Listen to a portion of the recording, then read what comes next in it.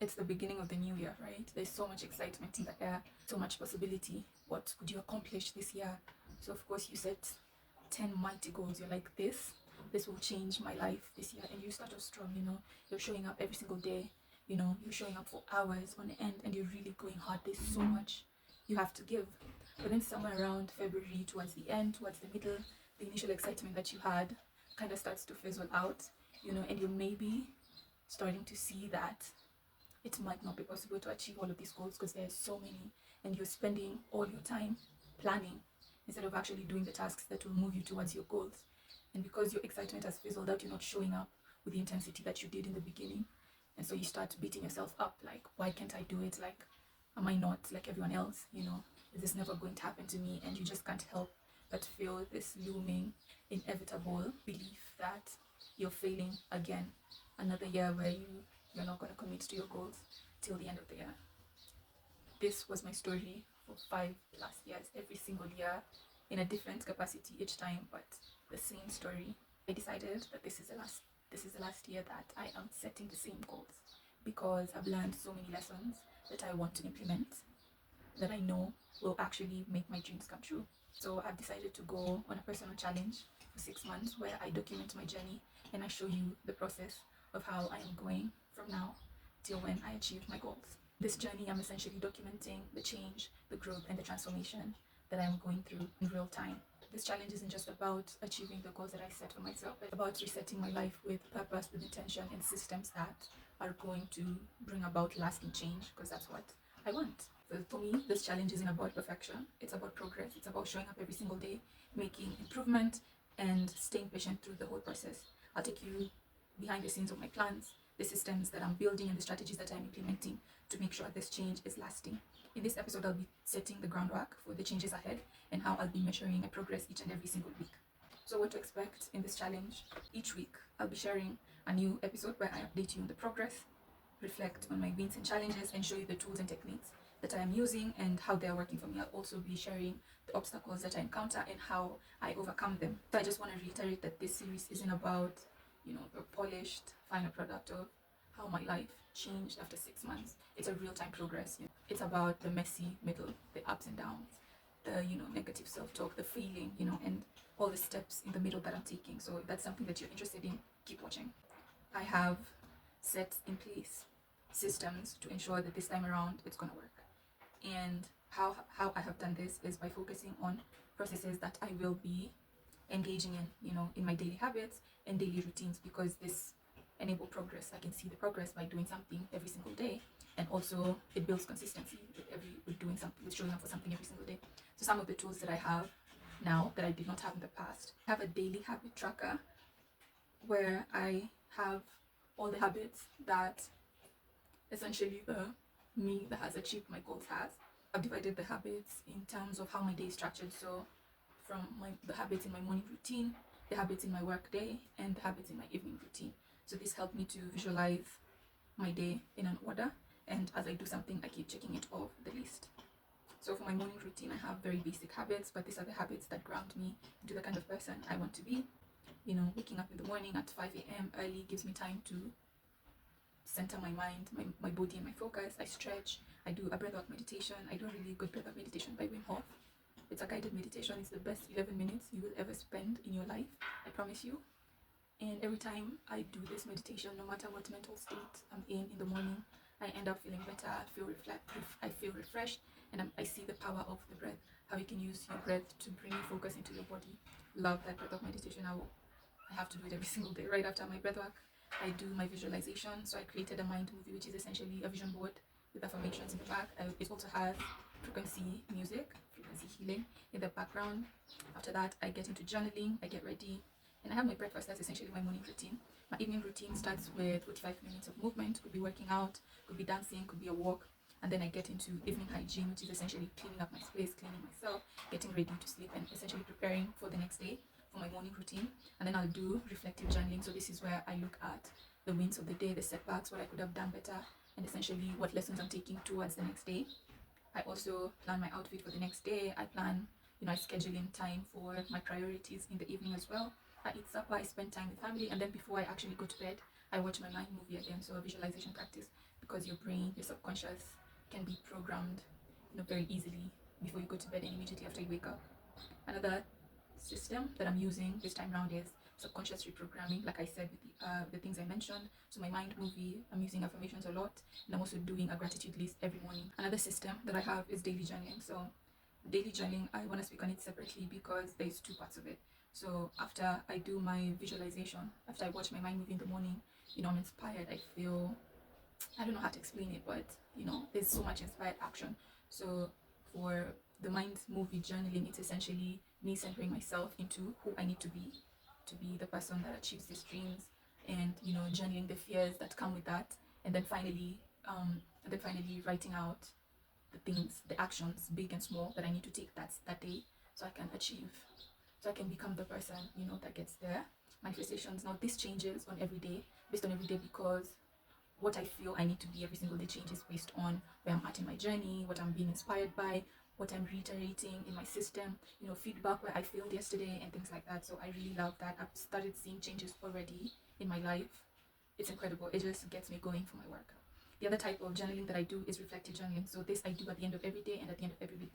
So for reflective journaling, like I said earlier, it's essentially looking back at my wins, my losses, what happened really well today, and also the lesson that I can carry to the next day. Another system that I'm using this time around is a weekly reset. I can't believe I didn't used to do weekly resets before, and it makes sense why I was always overwhelmed. You have your days where you're tracking all the habits that you're trying to achieve, but then you need like a weekly reset once every 7 days to align your focus to see if you're really aligned with your goals and your responsibilities.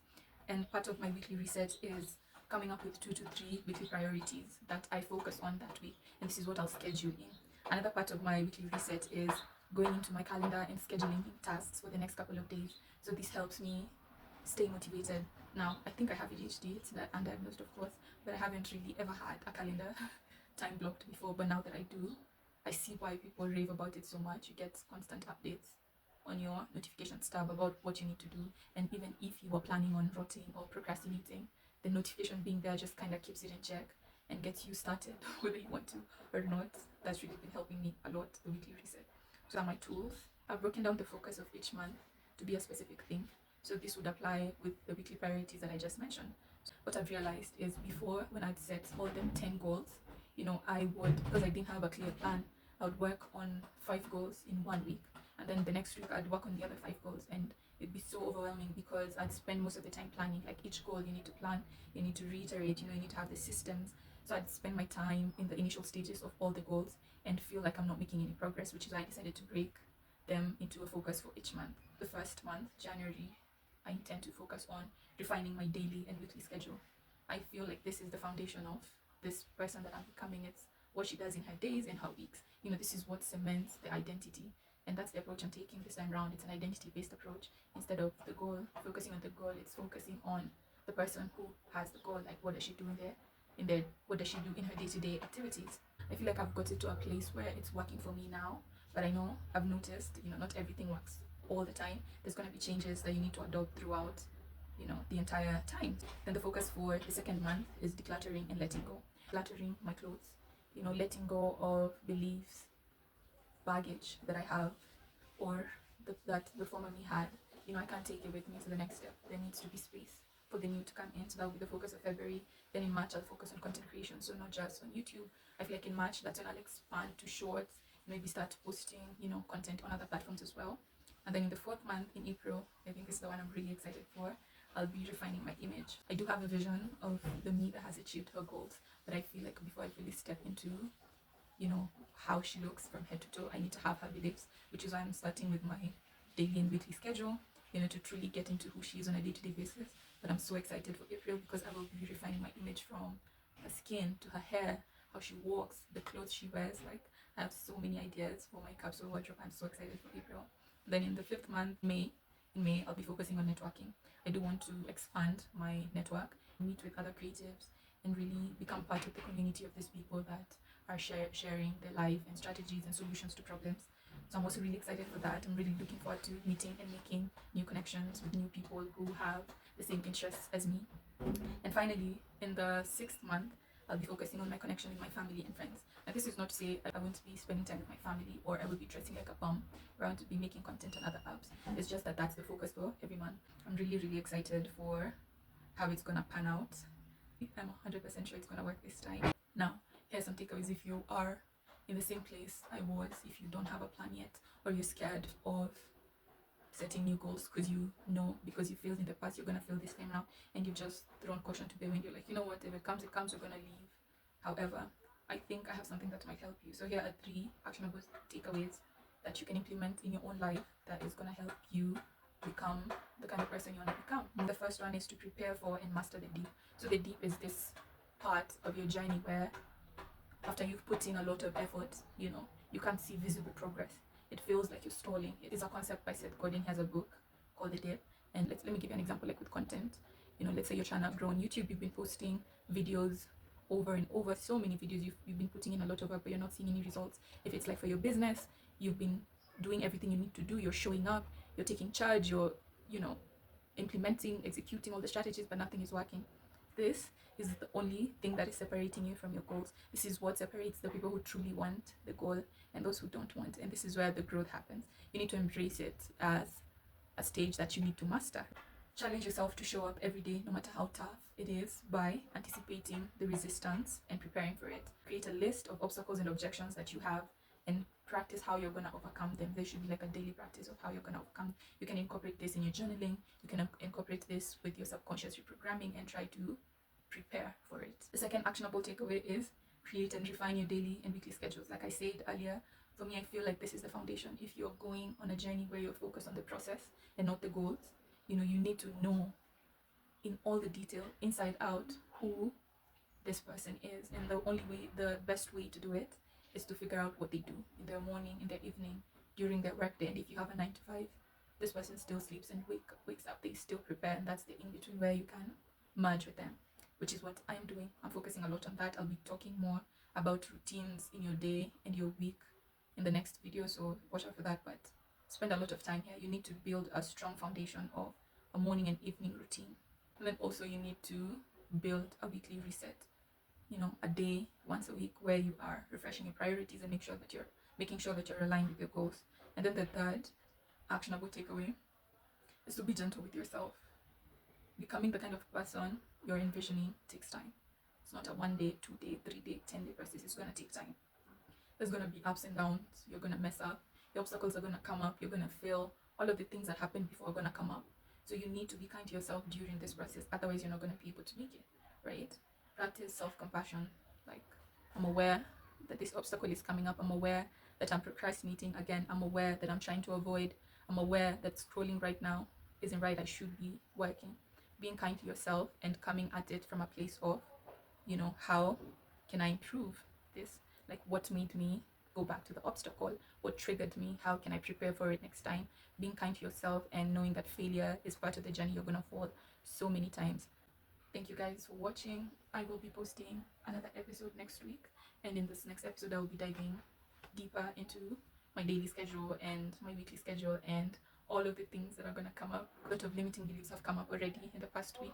The past 2 weeks, a lot of negative beliefs have come up. A lot of negative self-talk has come up. And because I was prepared, I was able to handle it and keep going. So if you're interested, subscribe. If you're watching this and I've already finished the challenge, or I'm in the middle, I have put everything in a series so you can go and binge watch if that's what you're into. If you really enjoyed it, subscribe, like this video, tell me if this is you, what you're doing differently this year. I'd like to hear tips as well. I'm always open to incorporating new tips into my schedule as well. So bye, I'll see you in episode 2.